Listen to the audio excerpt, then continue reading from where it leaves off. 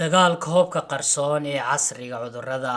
Dagaalka biolojiga oo sidoo kale loo yaqaano dagaalka jeermiska waa isticmaalka sunta noolaha ama walxaha sida ugu dhaqsiyaha badan leh faafa sida bakteeriyada, fayraska, fangaska iyo parasite-ka. Iyadoo ujeedada ugu weyn ay tahay in la dilo ama la wiiqo bani aadamka, xayawaanka, dhirta, sidoo kale beeraha iyo cunooyinka. Waana ficil dagaal. Dagaalkan loo adeegsado faafinta cudurradu waa mamnuuc marka loo eego sharciga caalamiga ah ee bini'aadamnimo, waxaana heshiiskaas la ansixiyay 1972 isaga oo heshiiskaas loogu magac daray BWC oo loo soo gaabiyay Biological Weapons Convention. Laakiin waxaa la ogol yahay oo qura in loo adeegsado cilmi baadhis caafimaad iyo ka hortag lagaga hortagayo wax bini'aadamka lid ku ah. Waxaa sidoo kale adeegsada dawladaha waaweyn iyo ku adeegsada si dadban ama si toos ah, waxaana inta badan ay u adeegsadaan waxyaabaha aragtidooda siyaasadeed ka soo horjeeda, sida inta ugu badan loo adeegsado dadka diblomaasiyiinta, siyaasiyiinta, kooxo ama ururo gaar ah, kuwaasoo lagu weeraro kiimikaal ama sun ama shucaac dila ah ama cudur virus ah oo qofka ay bartilmaameedsanayaan oo qura dilaya.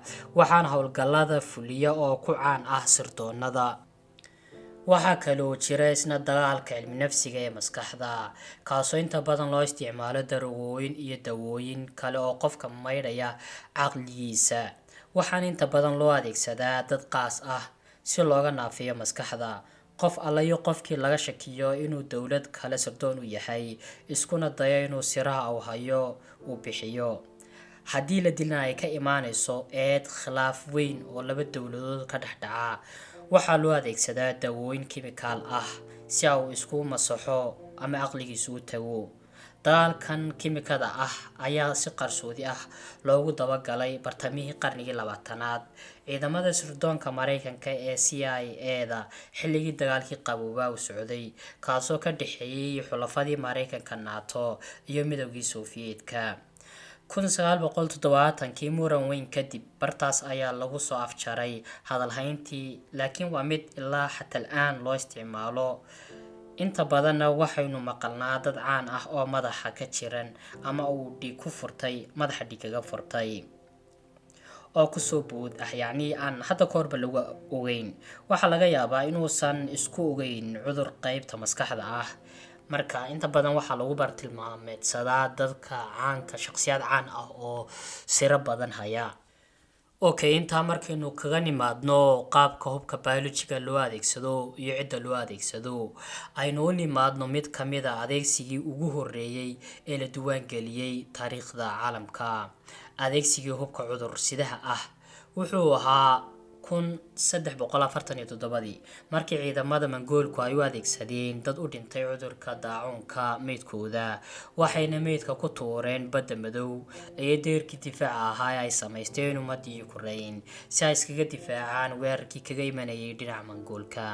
Sida taariikhyahano badan ay qoreen, maraakiibtii ka timid dhinaca badda madow iyo magaalooyinkii goodoonka ku jiray ee ciidamada Mongoolku ay godoomiyeen una adeegsadeen meydka daacuunka dadkii u dhintay, waxay maraakiibtii u soo gudbeen ama ay u soo noqdeen ilaa qaaradda Yurub Talyaaniga.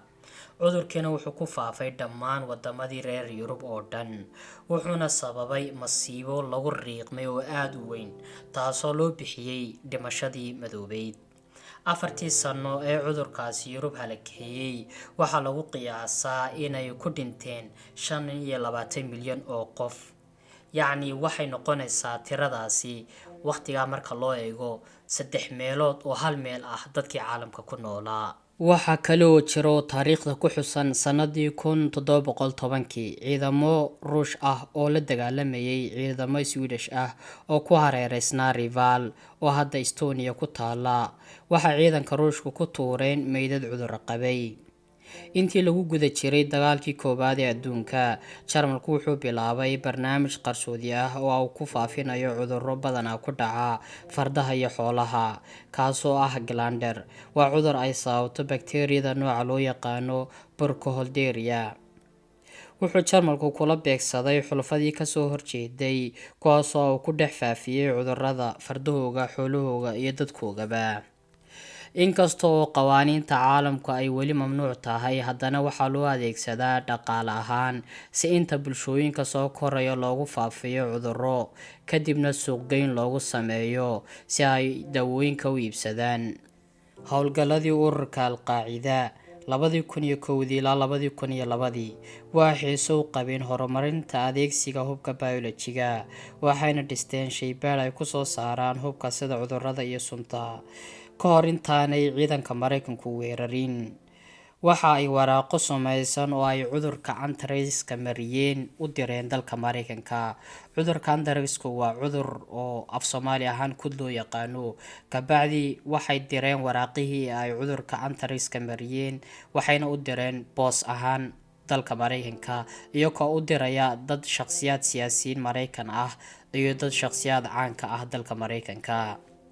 Waraaqihii xambaarsanaa cudurka waxay si boosta ahaan u gaareen dadkii taargetka u ahaa, waxaana cudurkaas u dhintay 5 qof halka 22 qof loola cararay dhakhtarka. Waxaana sida ugu dhaqsiyaha badan loo xiray xafiisyadii ay waraaquhu gaareen, kuwaasoo ku dhex yaalay Koongareeska iyo weliba xafiiska guddoomiyaha magaalada New York iyo xarumo badan oo shabakadaha warbaahinta telefishinka ah. Dhacdadani waxay sababtay in balaayiin dollar ay ku baxdo nadiifintii microorganismka sunta iyo baaritaano. Horaantii 2010, in ka badan 8 sano kadib, xafiisyada dambi baarista Mareykanka ee heer federaal ayaa ugu dambeyntii kiiskii xidhay, kuna soo gabagabeeyay in waraaqaha uu soo diray khabiir ku takhasusay microbiology-ga, kaasoo ka soo shaqeeyay ciidanka Mareykanka qaybtiisa ka hortagga hubka biology-ga. Walow intaan kiiskiisa la xirin 2 sano ka hor uu isdilay 2008 isagoo eedeysan. Ugu dambeyn, waxa kale oo xaqiiqo ah dilal qorshaysan oo sumeyn ah inay fuliyaan sirdoonada caalamka ugu waaweyn. Qof kasta oo iyaga bartilmaameed u ahna ay ku qarajin karaan meel kasta uu joogo, iyagoo adeegsanaya sun, shucaac ama cudurro, kaasoo ku sababi kara dhimasho ama in neerfisyadu baktiyaan. Barnaamijkeen intaas ku dhan yahay. Haddaad ka heshay like taabo, dhiirigelin bay noqonaysaa. Asxaabtaada kale haddaad gaadhsiisidna kaba si fiican. Haddaad nagu soo beertidna waa mahadsantahay walaal. Wassalaamu calaykum waraxmatullaahi wabarakaatuh.